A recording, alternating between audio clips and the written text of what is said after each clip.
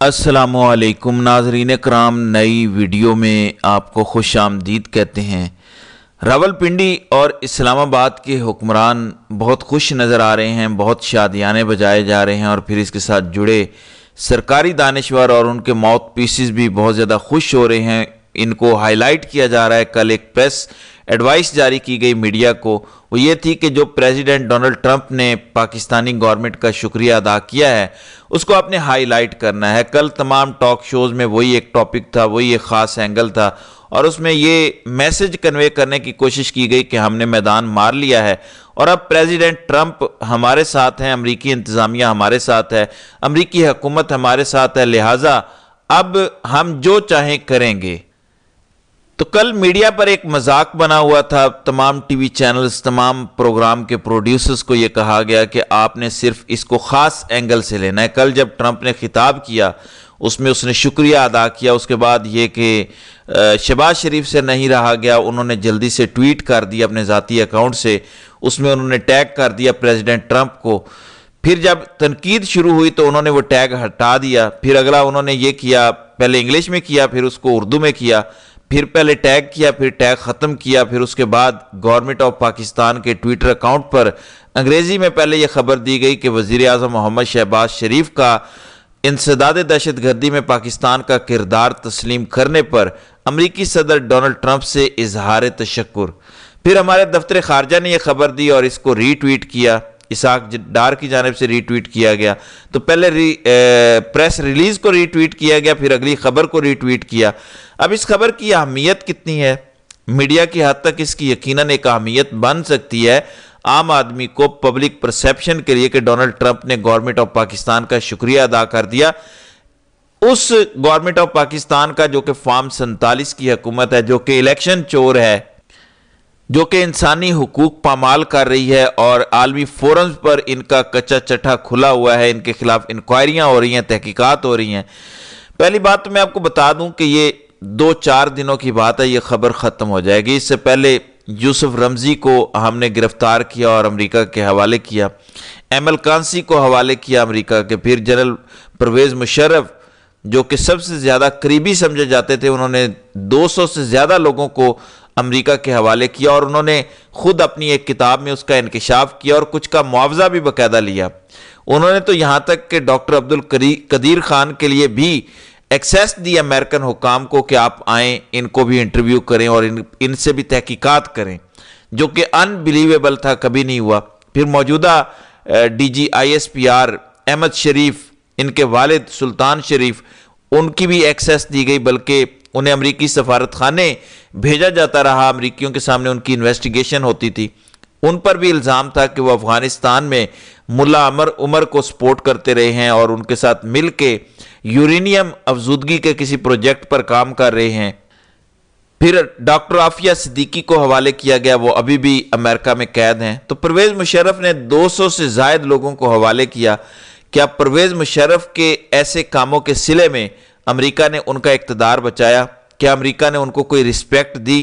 سابق prime minister Gilani صاحب جو ہیں واشنگٹن موجود تھے، کہا جاتا ہے کہ گیلانی اور CIA کے چیف کے درمیان ایک ملاقات ہوئی جس میں جنرل پرویز مشرف کو ہٹانے کا اپروول دیا گیا تھا۔ تو جتنا استعمال کرنا تھا امریکنز نے وہ کیا، اس کے بعد انہوں نے فارغ کر دیا۔ اس کے بعد پرویز مشرف کو بچانے والا کوئی نہیں تھا۔ پھر جنرل ضیاء نے بڑی طویل جنگ لڑی رشیا کے خلاف، افغانستان کی سرزمین استعمال کرتے ہوئے۔ اس کے بعد آپ نے دیکھا کہ جب امریکہ سپر پاور بن گیا، رشیا کے ٹکڑے ہو گئے، جب پھل کھانے کا وقت آیا تو انہوں نے پاکستانی اتھارٹیز کو فارغ کر دیا، اور پورے کا پورا C-130 ایک انٹرنیشنل کانسپریسی ہے۔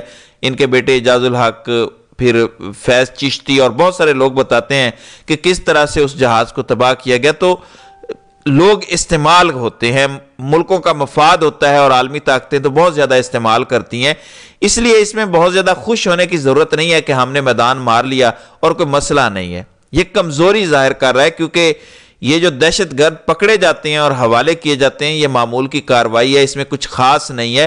اس کی ہائپ اس لیے کریٹ کی گئی، ایک تو پریزیڈنٹ ٹرمپ کا پہلا خطاب تھا اور انہیں کچھ چاہیے تھا پبلک کے لیے، وہ ان کو مل گیا۔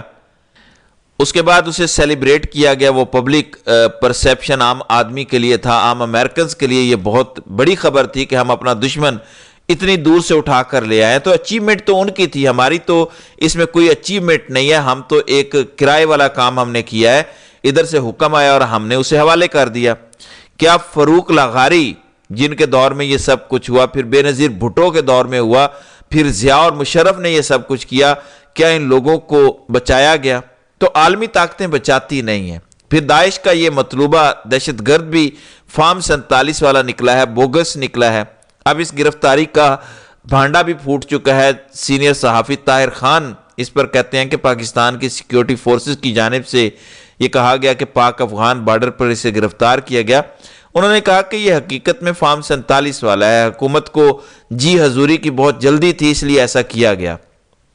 دوسری جانب جو داعش کے دہشت گرد پکڑا گیا ہے شریف اللہ, اس کی تفصیلات آئی ہیں. ان کے مطابق یہ داعش کی مرکزی لیڈرشپ میں سے نہیں تھا اور نہ ہی اسے پہلی بار گرفتار کیا گیا. میڈیا رپورٹس کے مطابق افغانستان میں اشرف غنی حکومت کے اختتامی ایام میں داعش کے کچھ افراد کو دہشت گرد کارروائیوں میں ملوث ہونے کی بنا پر گرفتار کیا گیا, جن میں حالیہ گرفتار ہونے والے شریف اللہ کا نام بھی شامل تھا.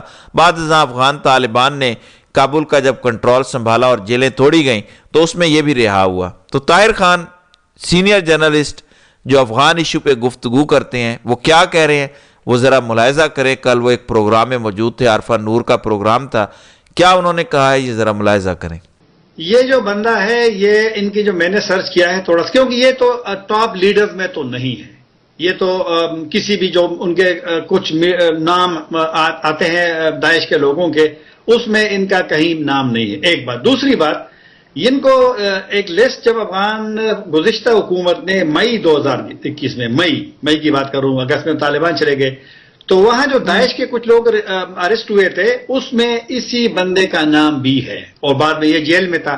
اور 2021 اگست میں طالبان نہیں, آپ کہہ رہے ہیں کہ کابل کی حکومت نے ان کو اریسٹ کیا تھا. جی, کابل کی آپ کہہ رہے ہیں ان کو 2021 میں کابل کی حکومت نے اریسٹ کیا تھا. ٹھیک, جی مئی کی بات میں کر رہا ہوں. طالبان کا کنٹرول کابل پہ 2021 اگست 15 اگست کو تھا. اس کو مئی میں, وہ ایک خبر ہے, وہ میں آپ کے ساتھ شیئر بھی کر لوں گا بعد میں پروگرام کے بعد.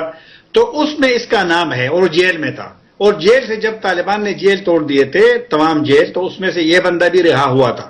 تو اب ظاہر بات ہے کہ آنا جانا تو لگا رہتا ہے. تو یہ پھر پاکستان آیا ہوگا, بلوچستان آیا ہوگا, یہ کلیئر نہیں ہے. جو خبریں آ رہی ہے کہ ان کو پاکستان اور افغانستان کے وہاں بارڈر ایریا میں پکڑا گیا ہے. لیکن ظاہر بات اگر پاکستانیوں نے پکڑا ہے, اس کو گرفتار کیا ہے, تو پھر زیادہ امکان ہے کہ پاکستان بلوچستان کے کسی حصے میں ہوا ہوگا.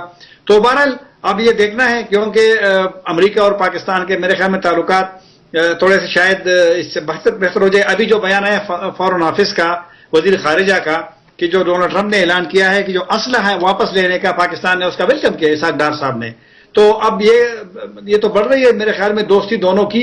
لیکن اب دیکھنا ہے کہ یہ دوستی ماضی کی طرح 2 دن کی ہوتی ہے یا مفادات کا گیم ہوتا ہے اور پھر نہیں رہتا, تو وہ تو بعد میں دیکھنے ہیں.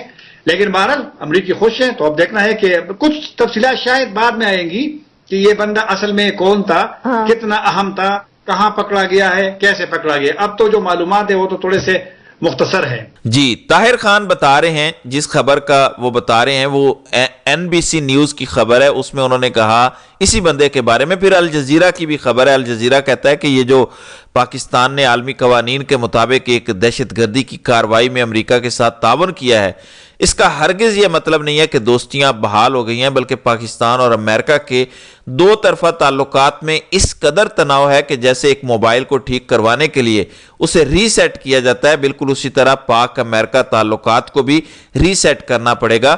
یہ عالمی اداروں کی رپورٹ ہے.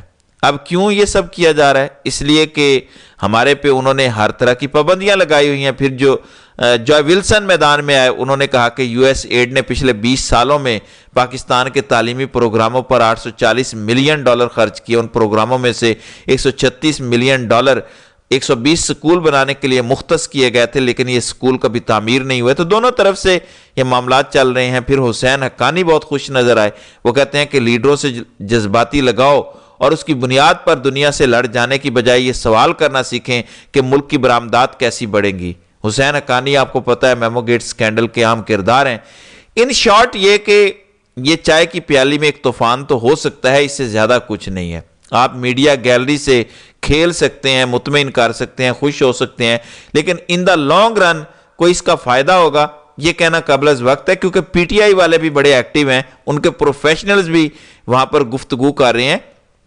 اور سب سے بڑھ کر ہم تو خود دہشت گردی کی لپیٹ میں ہیں. ابھی ہم نے پہلا شخص ہی امریکہ کے حوالے کیا ہے، تو ہماری چھونی پر انہوں نے حملہ کر دیا جس میں 18 پاکستانی شہید ہوئے، 16 دہشت گرد مارے گئے. لیکن ہم پھر بھی یہ کہہ رہے ہیں کہ یہ حملہ ناکام ہوا اور مبارکبادیں دے رہے ہیں، حالانکہ یہ بہت بڑا حملہ تھا. کہنے کو جو مرضی ہم کہتے رہیں، 18 بے گناہوں کی شہادت ایک بھاری نقصان ہے.